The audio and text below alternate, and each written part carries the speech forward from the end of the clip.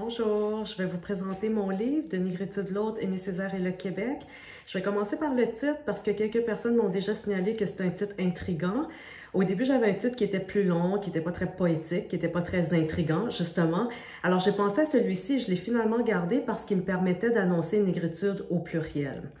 Il est question dans mon livre de la négritude de Césaire, bien sûr, mais aussi de la négritude de Senghor, qui est très différente de celle de Césaire. Et j'aborde également ce petit mouvement de négritude blanche au Québec.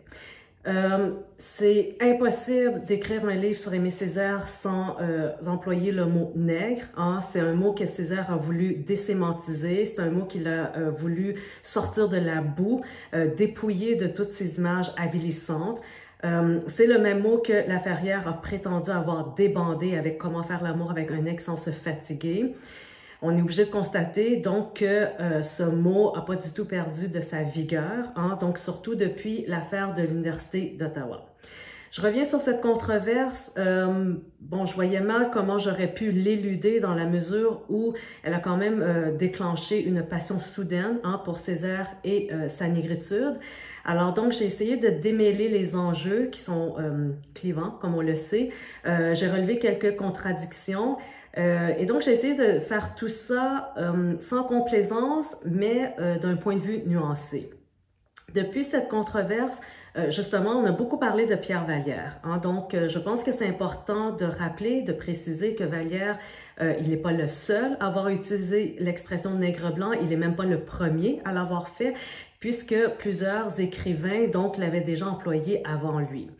C'est d'ailleurs cette appropriation sémantique hein, qui explique le malaise quand même assez profond donc face à l'héritage de Césaire au Québec. Donc j'aborde ce malaise, mais en même temps, moi j'avais envie d'aller au-delà de ça. J'avais envie d'aller au-delà de la justification ou de la condamnation de l'expression pour me concentrer sur les textes et voir comment se manifeste l'influence de Césaire dans les écrits.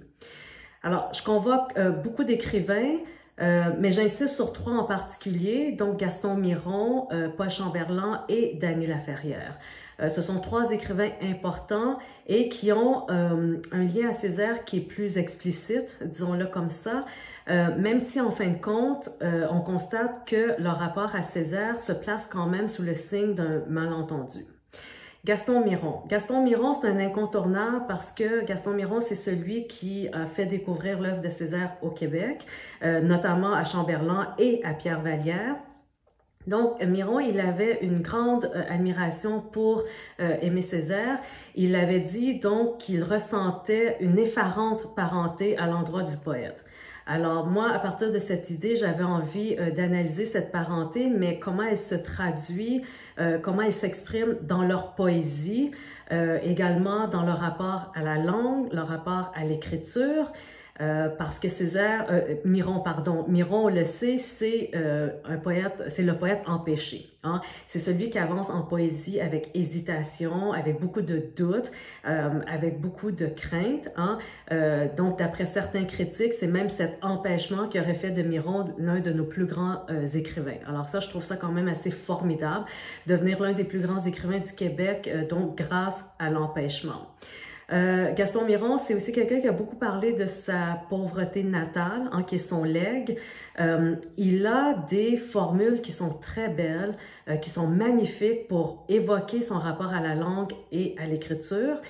Mais en même temps, ce sont des formules qui sont d'une intensité désarmante. Hein. Il disait, par exemple, « J'écris dans la catastrophe de ma langue, sous le coup de l'effondrement.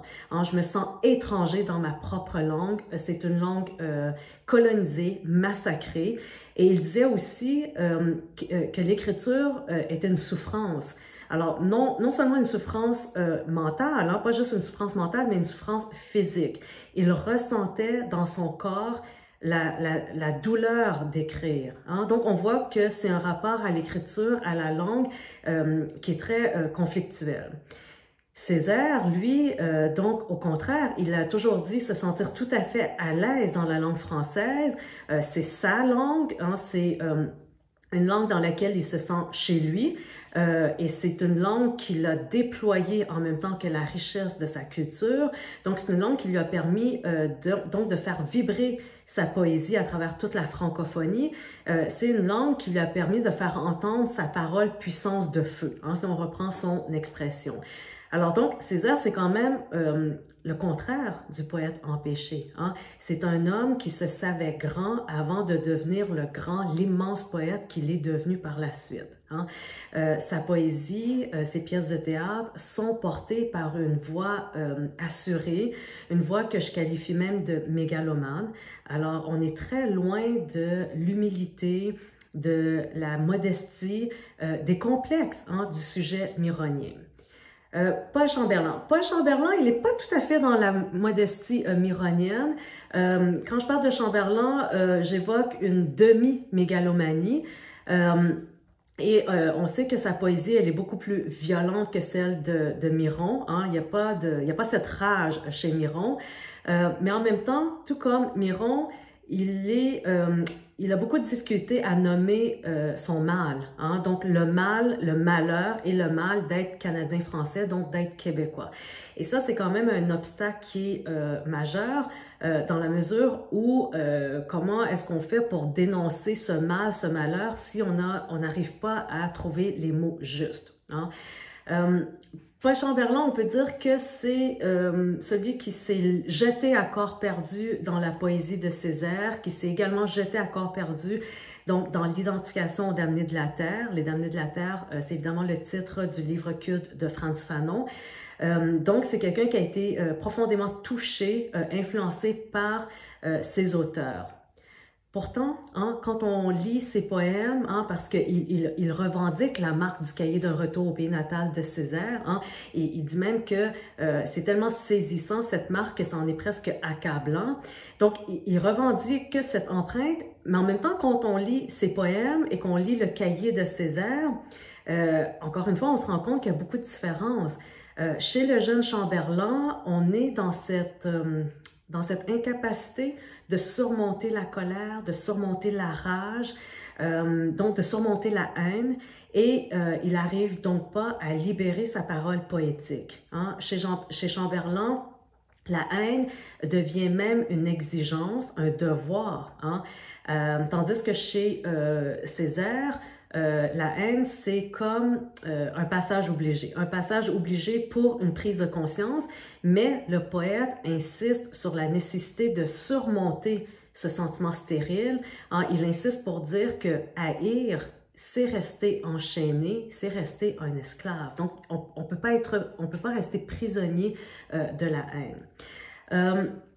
Donc, paradoxalement, on a l'impression avec Chamberlain que être un semi-colonisé, si on reprend l'expression de Jacques Ferron, donc être un semi-colonisé, être un nègre blanc et non pas un nègre noir, rendait la prise de parole poétique plus difficile, voire impossible. Alors donc, c'est paradoxal, mais en même temps, ça s'explique parce que Chamberlain, le jeune Chamberlain, il s'approprie le vocabulaire des damnés de la terre, hein. Il veut faire partie de ce mouvement mondial d'émancipation, mais en même temps, il est tout à fait conscient qu'il n'est pas un colonisé explicite, hein. Donc, colonisé explicite, ce sont les termes d'Albert Memmi. Donc, il se déclare nègre, mais il sait très bien qu'il n'est pas un fils d'esclave, il sait très bien qu'il n'est pas un noir de l'Alabama, donc il est tout à fait conscient de ça. Et donc, il est dans cette espèce d'ambiguïté, hein.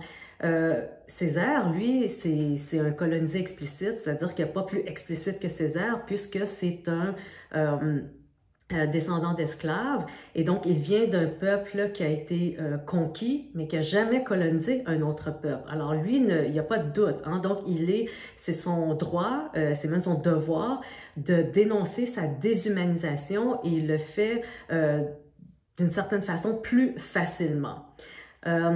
Chamberlain, je trouvais que son œuvre, elle était intéressante pour illustrer ce que Yves Préfontaine a appelé l'intolérable ambiguïté des Québécois. Donc, il n'est pas le seul, Chamberlain, à illustrer ça, mais je pense qu'il l'illustre parfaitement.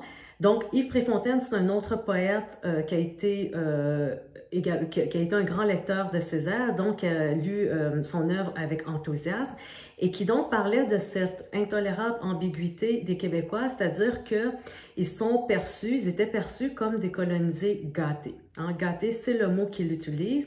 Donc, ils étaient perçus comme des colonisés privilégiés. Hein. Et donc, c'est une position qui est insoutenable, intenable, parce que cette perception-là du reste du monde fait en sorte qu'on ne prend pas au sérieux la domination, l'aliénation donc des Québécois.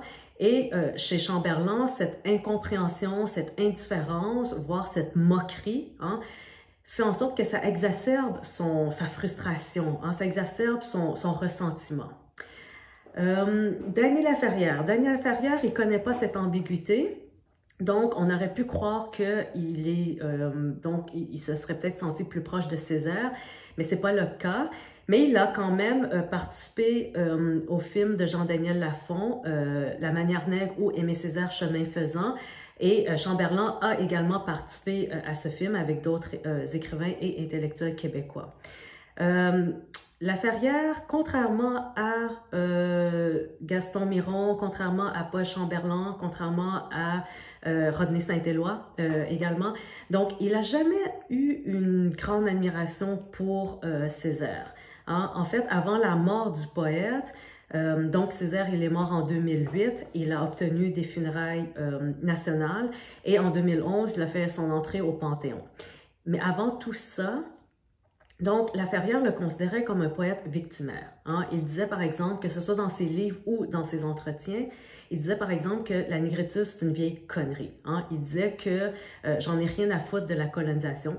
Ce sont ses mots. Donc, j'en ai rien à foutre de la colonisation, de la créolité, du métissage, de la francophonie. Hein. Et il disait surtout ceci, il disait que dénoncer l'esclavage, valoriser une culture, une langue ou une race, entre guillemets, donc défendre une cause, tout ça, ça n'a absolument rien à voir avec la littérature, la vraie littérature. Alors, on remarque qu'il écorchait pas seulement Césaire, mais également Édouard Glissant, le frère ennemi de Césaire, et donc les écrivains de la créolité également. Hein, donc des propos qui sont quand même très, très durs à l'endroit de ces auteurs. Les choses vont changer à partir de L'énigme du retour, hein, donc L'énigme du retour qui est paru une année seulement après le décès de Césaire, et dans lequel le poète va être élevé, donc il va être élevé au statut de père spirituel. Hein, et dans un autre livre plus récent, Césaire va même être qualifié, au même titre que les autres pères de la négritude, de demi-dieu. Alors donc, quand même, il y a un changement assez important. Alors, je revisite plusieurs livres de Laferrière pour mettre en valeur, mettre en lumière plutôt, mettre en lumière son rapport ambivalent, particulier, très singulier à Césaire. Je reviens, bien entendu, sur son fameux Comment faire l'amour avec un ex sans se fatiguer. C'est un livre qui est très, très connu au Québec. On le sait, l'humour de Laferrière, c'est un humour redoutable, hein, c'est un humour très efficace, très habile, donc un humour qui marche, hein, mordant et qui marche.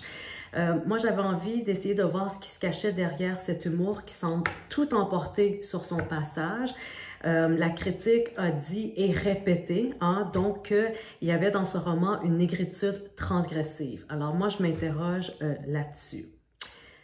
Voilà, en gros, c'est ce que je vous propose avec mon livre. Merci.